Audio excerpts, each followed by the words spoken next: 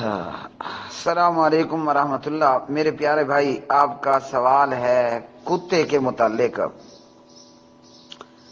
کتا شریعت محمدیہ صلی اللہ علیہ وسلم کی نظر میں کتا گھر کی رکھوالی کے لیے رکھنا، یا کتا گایوں، بھینسوں، بکریوں، اونٹوں وغیرہ کے لیے رکھنا، یا پھر کتا شکار کے لیے رکھنا، تو جی ہاں، شریعت محمدیہ صلی اللہ علیہ وسلم نے ہمیں کتے اور کتوں کے متعلق بھی تعلیمات فرمائی ہیں۔ تو اس تعلیمات اور ان تعلیمات کی روشنی میں کتا پالنا، کتا رکھنا، کتا گھر میں رکھنا، یہ ٹوٹلی 100% حرام ہے، سوائے اس کے کہ کوئی بندہ شکاری کتا رکھتا ہے یا جانوروں کے بھاڑے میں وہ گائیاں ہیں، بکریاں ہیں، اونٹ ہیں، ان کی حفاظت دیکھ بھال کے لیے کتا رکھتا ہے۔ اسلام اور شریعت نے اس تعلق سے بہت زیادہ ہمیں وہ تعلیمات فرمائی ہیں۔ اس سے پہلے یہ کہ یورپ کے معاشرے میں، کافروں انگریزوں کے معاشرے میں، یعنی آپ کہہ لیں امریکہ کے معاشرے میں، برطانیہ انگلینڈ کے معاشرے میں، اور اسی طرح دیگر جگہوں پر کافروں کے ہاں کتے کو بہت زیادہ اہمیت حاصل ہے، حتیٰ کہ کتا یورپین لوگوں کے گھر کی ایک فرد کی حیثیت اختیار کر گیا ہے۔ اور یہ کہ وہ بہت سارے کام کتوں سے لیتے ہیں، جو کام ہم اپنے خادم سے، نوکر سے، نوکرانی سے لیتے ہیں، وہی کام کتوں سے لیتے ہیں۔ کتا بازار سے سودا سلف لے کر بھی آتا ہے، کتا وہ جناب مالک کے لیے کچن سے اور فریزر سے اس کا کھانا پینا بھی اس کی ٹیبل پہ لا کے رکھتا ہے، کتا جناب اپنے مالک کے لیے کپڑے بھی اٹھا کے لے کے آتا ہے، اور اس سے کہیں بڑھ کر انتہائی گھٹیا بات ہے، لیکن بہرحال اس کا ایک اپنا وجود ہے جو کہ سراسر ایک غلیظ اور گندے اور پلید معاشرے کی عکاسی کرتا ہے۔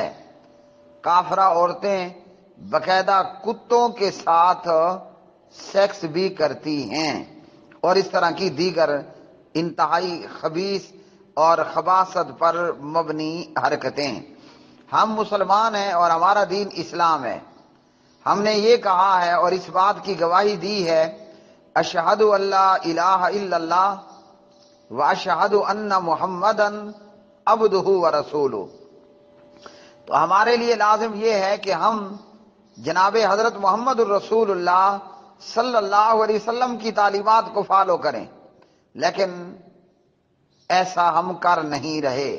ہم میں سے بہت سے لوگ وہ یورپین طرز زندگی کو پسند کرنے والے ہوتے ہیں، اس لیے کئی لوگوں نے کتوں کو وہ اپنے گھروں کے اندر رکھا ہوتا ہے، اور کتوں کے ساتھ کتوں جیسے معاملات، جیسے یورپ کے یہ کافر پلید مشرک نجس معاملات اور معاملہ رکھتے ہیں کتوں کے ساتھ۔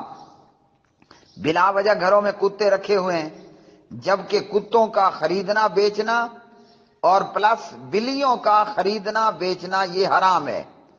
کتے کی کمائی حرام ہے، کتے کا خریدنا اور بیچنا بھی حرام ہے، سوائے اس کے کہ شکار کا ہے یا پھر جانوروں کے رکھوالی کا ہے۔ اور لوگ اپنے گھروں کے اندر مختلف نسلوں کے کتے رکھے ہوئے ہوتے ہیں، کتے خریدے جاتے ہیں، کتے بیچے جاتے ہیں، اور کتوں پر بہت زیادہ خرچ کیا جاتا ہے۔ پیارے نبی علیہ الصلوۃ والسلام کی حدیث بلوغ المرام کتاب الطہارہ میں ہمیں یہ بتاتی ہے، کتا اگر آپ کے برتن میں منہ مار دے، کتا برتن میں اگر منہ ڈال دے تو وہ برتن ہی پلید ہو جاتا ہے۔ تو جب کتے کے برتن میں منہ ڈالنے سے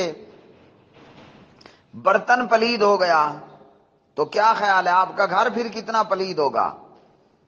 میڈیکل سائنس ہمیں یہ بتاتی ہے کہ کتے کے پخانے کی جگہ میں انتہائی گندے جراثیم موجود ہوتے ہیں، اور کتا اپنے پخانے کی جگہ پہ منہ بھی مارتا ہے، تو وہی جراثیم جو کتے کے پخانے کی جگہ میں رہے وہ وہاں منہ مارنے سے کتے کے منہ میں بھی آ جاتی ہیں۔ اس لیے اگر کتا کسی برتن میں منہ ڈال دے تو جناب حضور نبی کریم صلی اللہ علیہ وسلم نے بتلایا اور فرمایا ایسے برتن کو 7 مرتبہ دھونا ہے۔ کتنی مرتبہ؟ 1 2 3 4 5 6 7 7 مرتبہ اس برتن کو آپ نے دھونا ہے۔ کیسے دھونا ہے؟ پہلی مرتبہ یا آخری مرتبہ اسے مٹی کے ساتھ دھونا ہے۔ کیا مطلب؟ وہ جیسے مٹی کا پوچا مٹی کے ساتھ مانجا جاتا ہے نا برتن کو، اسی طرح پہلی مرتبہ یا آخری مرتبہ مٹی کے ساتھ اور برتن کو 7 مرتبہ دھونا ہے، تب جا کر وہ برتن آپ کا پاک ہوگا اور جراثیم اس سے دور ہوں گے۔ اب مزید میڈیکل سائنس کیا کہتی ہے؟ ہم یہ بھی جانتے ہیں کہ اگر کتا کسی کو کاٹ لے تو بندہ کیا ہو جاتا ہے؟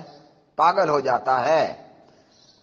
کتا کسی کو کاٹ لے تو جس کو کاٹا وہ پاگل ہو جائے گا، وہ چاہے انسان کو کاٹے یا جانور کو کاٹے۔ اب میڈیکل سائنس نے اس کا یہ حل بتلایا ہے کہ ایسے بندے کو 7 انجیکشن لگوانے پڑتے ہیں، اور تقریباً اگر آپ وہ بازار سے لینے کے لیے نکلیں گے سرکاری ہاسپٹل میں نہ ملنے کی صورت میں تو 4-5 ہزار کے قریب ان انجیکشن پر خرچہ آئے گا، اور اگر وہ کورس آپ پورا نہیں کرتے تو پوری امید ہے کہ آپ بھی پاگل ہو جائیں گے، اور جس کو پاگل ہو کر آپ نے کاٹا وہ بھی کتے کے کاٹنے کی طرح پاگل ہو جائے گا۔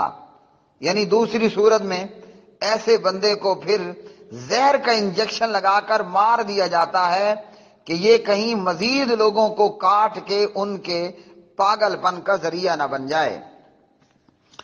اب اس سے آپ اندازہ لگا لیں کہ آپ نے گھر میں کیا رکھا ہوا ہے۔ بعض لوگ ہم یہ بھی دیکھتے ہیں صبح صبح جناب واک کرنے کے لیے نکلے ہوئے ہیں اور کتا بھی ساتھ ہے۔ اللہ کے بندیو، اگر آپ نے اپنے گھر میں رکھنا ہی ہے، خرگوش رکھ لو، بکری رکھ لو، گائے رکھ لو، بھینس رکھ لو، اونٹ رکھ لو، یہ ہے کرنے کے کام کہ جو آپ کو صبح بھی دودھ دے اور شام میں بھی دودھ دے، آپ خود بھی پیو اور اپنے بچوں کو بھی دودھ پلاؤ۔ یہ بھی بھلا کوئی شوق ہے کہ آپ نے اپنے گھر کے اندر کتے رکھے ہوئے ہیں؟ یہ کوئی شوق ہے؟ یہ کوئی آپ کی عادت ہے؟ کبھی غور کیا کہ کتنا گھٹیا اور نکما اور غلیظ کام آپ کر رہے ہیں ایسا کر کے؟ اپنے گھر میں کتے پالنے کا شوق۔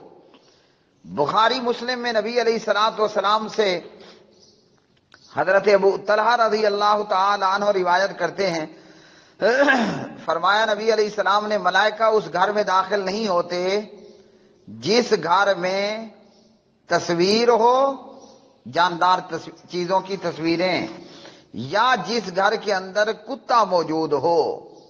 جس گھر میں تصویریں موجود ہوں یا جس گھر میں کتا موجود ہو، ملائکہ ایسے گھروں میں داخل نہیں ہوتے ہیں۔ تو یہ سزا کس بات پر ہے؟ یہ سزا کتا رکھنے پر ہے۔ اور خود جبریل علیہ السلام نے یہ فرمایا ہم ملائکہ اس گھر میں داخل نہیں ہوتے کہ جہاں کتا موجود ہو۔ جبریل علیہ السلام ایک مرتبہ بتا کر گئے کہ میں فلاں وقت آؤں گا، مگر وہ نہ آئے، تو پھر دیکھا گیا کہ گھر کے اندر چارپائی نیچے کتے کا پلا موجود تھا۔ وہ نکالا گیا تو پھر فرشتہ گھر میں آیا، تو کتے کا پلا گھر میں موجود ہے، فرشتہ نہیں آیا۔ کتا اور کتے موجود ہوں، لوگوں نے مختلف نسلوں کے کتے اپنے گھروں میں رکھے ہوئے ہیں، جناب یہ آسٹریلین نسل کا ہے اور یہ پتہ نہیں فلاں نسل کا ہے، یہ فلاں نسل کا ہے۔ گندی ذہنیت کی عکاسی کرتا ہے کتے پالنے کا شوق کہ اس بندے کا دماغ اتنا گھٹیا ہے کہ جناب اس نے گھر میں کتے پال رکھے ہیں۔ اور اسی طرح کتا کالے رنگ کا، سیاہ رنگ کا کتا جس کی آنکھوں میں 2 سیاہ نقطے ہوں، اسے مارنے کا حکم بھی ہے، اور یہ کتا شیطان ہے۔ اور اگر یہ کتا نمازی کے آگے سے اس کے اور سترے کے بیچ میں، یہ سترہ نہیں تھا، نمازی کے آگے سے گزر جائے تو نمازی کی نماز بھی جاتی رہتی ہے۔ اور اسی طرح ابو داؤد اور ترمذی کے اندر نبی علیہ الصلوۃ والسلام نے فرمایا کالے کتوں کو قتل کرنے کا حکم دے دیا۔ یورپ اور گھروں میں کتا پالنا تو آپ نے سن لیا۔ یہاں ایک بات یہ بھی یاد رکھ لیں، ہمارے ہاں کئی لوگ، مسلمان امت کے اندر کئی لوگ انسان ہو کر، محمد الرسول اللہ صلی اللہ علیہ وسلم کی امت ہو کر خود کو کتا کہلوانا پسند کرتے ہیں۔ کیا کہتے ہیں؟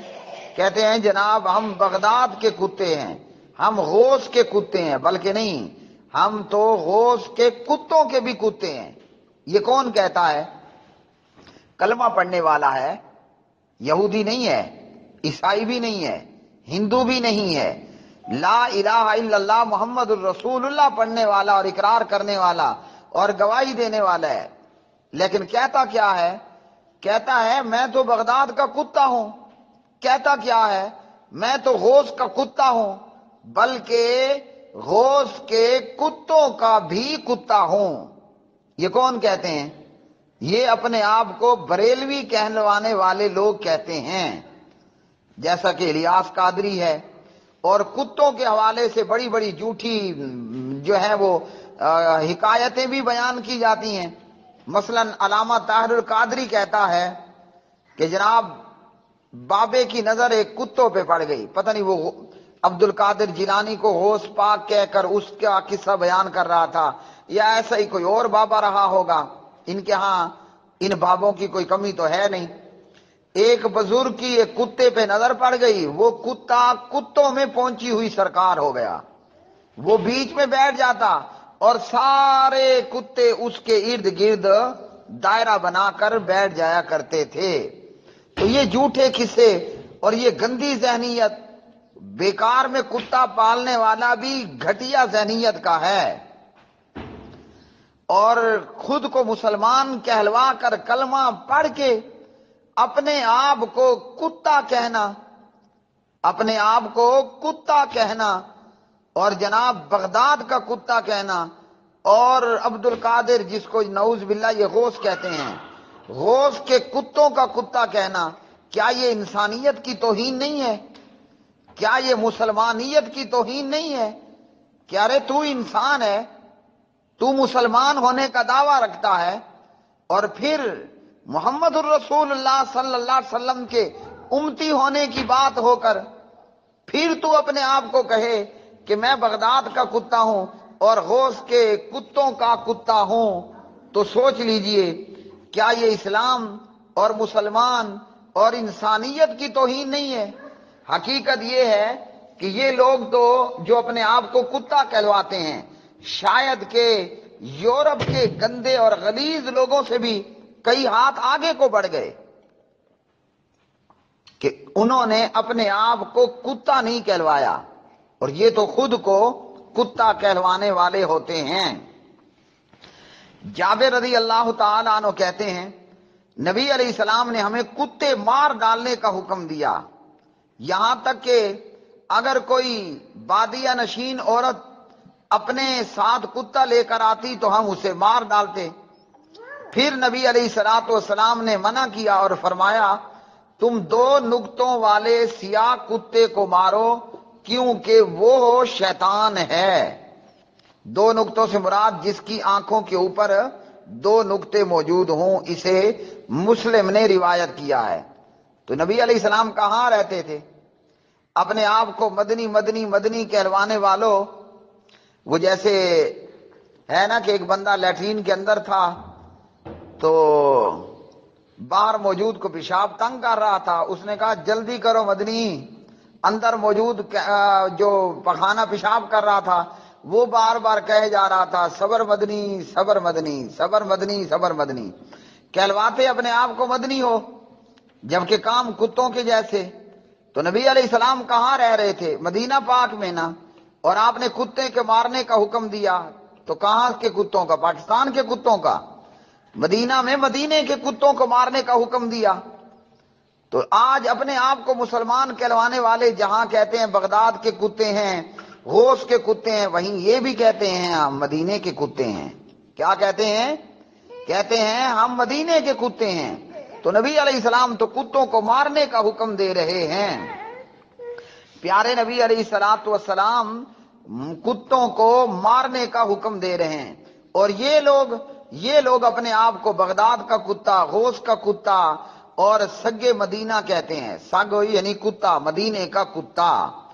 تو پیارے نبی علیہ السلام نے کتا جو ہے وہ رکھنے سے منع کیا، اور جو کوئی ایسا کرتا ہے تو آپ صلی اللہ علیہ وسلم نے ایسے لوگوں کے لیے کیا فرمایا؟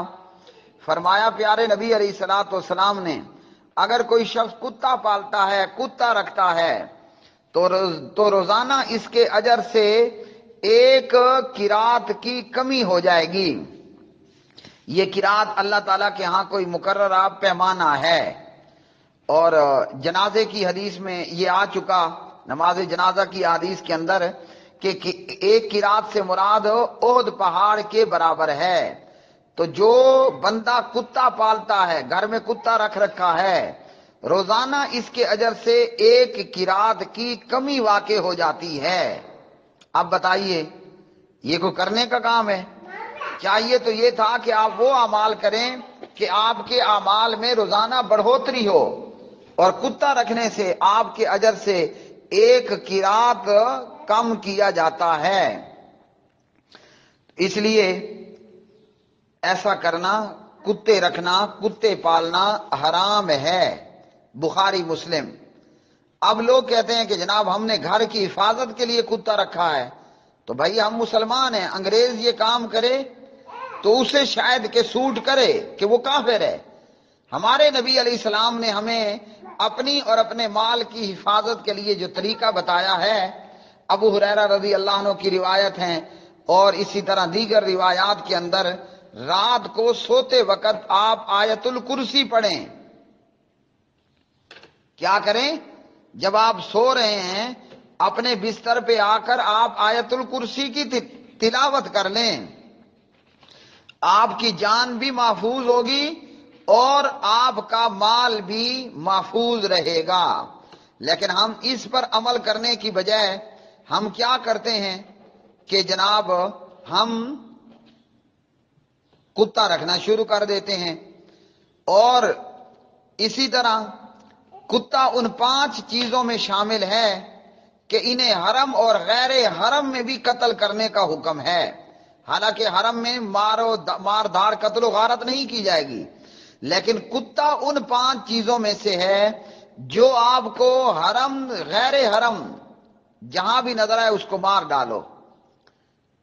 پیارے نبی علیہ السلام نے فرمایا ان میں سے ایک سانپ ہے، اور ایک کوا ہے، اور ایک چوہا ہے، اور ایک کاٹنے والا کتا ہے، اور ایک کیا ہے؟ چیل ہے۔ تو نبی علیہ السلام نے تو یہاں ان حوالے سے ان کو مارنے کا حکم فرمایا ہے۔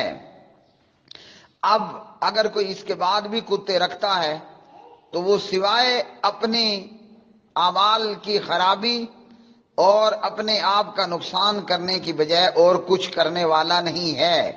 یہاں اتنا یاد رکھیے، ایک اور حدیث بھی ہے، بندہ اپنے قدم ہلا نہیں سکے گا اللہ کے سامنے سے جب تک کہ وہ اللہ سبحانہ و تعالیٰ کے کیے گئے سوالات کا جواب نہ دے لے، جس میں سے ایک سوال یہ بھی ہوگا مال کہاں سے کمایا اور کہاں پہ لگایا۔ اب اگر میں کہوں کہ یا اللہ میں نے گائے لے لی تھی، خود بھی دودھ پیتا تھا، بچوں کو بھی دودھ پلاتا تھا، تو معاملہ خیر کا ہوگا۔ اور اگر آپ کہیں کہ میں نے کتا خریدا تھا اور پیسے میرے پاس آئے، میں نے کتا خرید لیا، کہاں پہ لگایا؟ جناب کتے کی خوراک پہ لگایا۔ تو اب اس جواب پر اللہ تعالیٰ کی طرف سے سزا ہوگی یا ثواب ہوگا، یہ فیصلہ آپ کر لیں۔ کتے کے حوالے سے ایک اور گندی بات شریعت نے کیا بتلایا ہے ہمیں، کوئی بندہ کسی کو کچھ ہبہ کر دیتا ہے اور اپنی ہبہ کی ہوئی چیز اگر وہ دوبارہ لے تو مثال دی گئی کہ اس کی مثال اس شخص کی مثال یہ ہے کہ وہ کتے کی طرح، جس طرح کتا بہت گندی بات ہے، یاد رکھ لو کتے رکھنے والوں، کتے پالنے والوں، تم کیا کر رہے ہو؟ یہ مثال پریکٹیکل میں کتنی گندی ہوگی کہ یہ سننے میں پڑھنے میں اتنی گندی ہے، اور یہ کتا رکھنے والوں کے تعلق سے اور کتے کے گھٹیا پن کو واضح کرتا ہے کہ کتا کتنی بری چیز ہے۔ تو فرمایا جو ہبہ لے کر پھر دوبارہ اپنا ہبہ واپس لے اس کی مثال اس کتے کی طرح ہے جو اپنی قے کو خود دوبارہ چاٹ اور کھا لیتا ہے۔ کتا قے کرتا ہے اور اپنی ہی قے کو کتا دوبارہ چاٹنا اور کھانا شروع کر دیتا ہے۔ صحیح بخاری، مسند احمد، ترمذی، نسائی۔ آپ بتائیے یہ کتا مبارک چیز ہے یا نامبارک چیز ہے کہ جس کے تعلق سے آپ صلی اللہ علیہ وسلم نے یہ بتلا دیا اور ہمیں یہ پتہ چل گیا کہ کتا قے کر کے الٹی کر کے اپنی الٹی کو دوبارہ چاٹنا شروع کر دیتا ہے۔ اور جبریل علیہ السلام نے فرمایا کہ کتا جو آپ کے گھر میں تھا اسی نے مجھے روک رکھا تھا، جس گھر میں کتا اور تصویر ہو ہم وہاں داخل نہیں ہوتے۔ صحیح مسلم، ترمذی، ابو داود، مسند احمد۔ تو نبی علیہ السلام کا گھر کہاں تھا؟ مدینہ پاک میں، اور یہ کتا کہاں کا تھا؟ یہ بھی مدینے ہی کا تھا کہاں پر؟ نبی علیہ السلام کے گھر میں، اور جبریل علیہ السلام آپ کے گھر میں داخل نہیں ہوئے۔ تو کتے پالنے والے لوگوں سوچ لو، کتا نبی کے گھر میں رہا تو فرشتہ نہیں آیا، تو آپ کے گھر میں، حالانکہ نبی علیہ السلام نے رکھا نہیں تھا، وہ انجانے میں کتے کا پلہ کہیں سے گھر میں گھس آیا۔ تو نبی کا گھر ہے، مدینہ پاک ہے، اور جبریل نہیں آ رہے، اور آپ نے اپنے گھروں کے اندر کتے پال رکھے ہیں۔ تو کیا خیال ہے کہ آپ جو ہے وہ آپ کے گھر میں فرشتہ آئے گا؟ اور خود کو سگے مدینے کے کتے کہلوانے والوں سوچ لو کتنی گھٹیا اور گندی اور غلیظ اور مردود اور بدبودار بات کر دیتے ہو تم۔ اچھا جی، وہ جو قصہ تھا نا کہ کتے پر نگاہ پڑ گئی، کہتے ہیں جنید بغدادی بیٹھے تھے، ایک کتا سامنے سے گزرا، جنید بغدادی کی نگاہ کتے پہ پڑ گئی، بس پھر کیا ہوا کہ کتا صاحب کمال ہو گیا، شہر کے کتے اس کے پیچھے دوڑے، وہ ایک جگہ بیٹھ گیا اور سب کتوں نے اس کے گرد بیٹھ کر مراقبہ کیا۔ یہ کیا ہے؟ یہ سراسر حماقت اور جہالت ہے۔ اور احادیث نے ہمیں کتے کے حوالے سے کیا بتا دیا کہ کتا یہ چیز ہے۔ تو اس لیے پیارے بھائیوں، کتے گھر میں رکھنا، کتے پالنا، یہ آپ کے اجر و ثواب کو خراب کر دیتا ہے، آپ کے نیک اعمال کو زنگ آلود کر کے نکارا کرنے کی کوشش شروع کر دیتا ہے۔ اور خود کو کتے کہلوانے والے تو وہ بھی دیکھ لیں، اور اس طرح کی جھوٹی باتیں بنانے والے کہ جناب کتوں میں بزرگ ہو گیا اور کتے کے گرد دیگر کتوں نے بیٹھ کر گھیرا ڈالا اور مراقبہ کیا، تو یہ ساری باتیں جھوٹ ہیں۔ کتا پالنا رکھنا گھر میں حرام ہے، اور کسی مسلمان کے یہ لائق نہیں کہ وہ یہ کام کرے، الا یہ کہ شکار کے لیے یا جانوروں کے ریوڑ کے لیے۔ میں دعا کرتا ہوں، امید کرتا ہوں کہ گھروں میں کتے رکھنے والوں، کتے پالنے والوں، اپنے اس گھٹیا، نکمے، غلیظ، بدبودار شوق سے باز آ جاؤ اور توبہ طائب ہو یہ مال آپ کو اس کے ذرے ذرے کا اللہ کے ہاں جواب دینا ہوگا. تو بلیاں خریدنے اور بیچنے والوں اور کتے خریدنے اور بیچنے والوں اور کتے اپنے گھروں میں رکھنے والوں، اللہ کا خوف کرو، اللہ سے ڈر جاؤ. اپنا شوق پورا کرنا ہے تو تمہارے محلوں میں، تمہارے جان پہچان کے لوگوں میں کتنے غریب، بیوائیں، یتیم، مسکین، مجبور، لاچار، بوڑھے، بیمار، مریض، کتنے لوگ موجود ہیں. اور اگر کسی تم اعلیٰ سوسائٹی میں رہتے ہو، ارد گرد سارے ہی نواب سراج الدولہ ہیں، تو ہسپتالوں کا رخ کر لو. کتنے غریب بیماری کے ہاتھوں مجبور، دوائیوں کے لیے مجبور ہیں مگر جیب خالی ہے. کتنے لوگ بیمار کی دوائی کے لیے مجبور ہیں مگر جیب خالی ہے. کتنے آدم کے بیٹے اور بیٹیاں کھانے اور پینے کو محتاج بیٹھے ہیں. اپنا پیسہ اگر کوئی شوق پالنا ہے تو یہ کرو کہ جاؤ انسانوں کی خدمت کرو اور ان کے کھانے پینے اور اخراجات کو پورا کرنے کا شوق اپنا لو.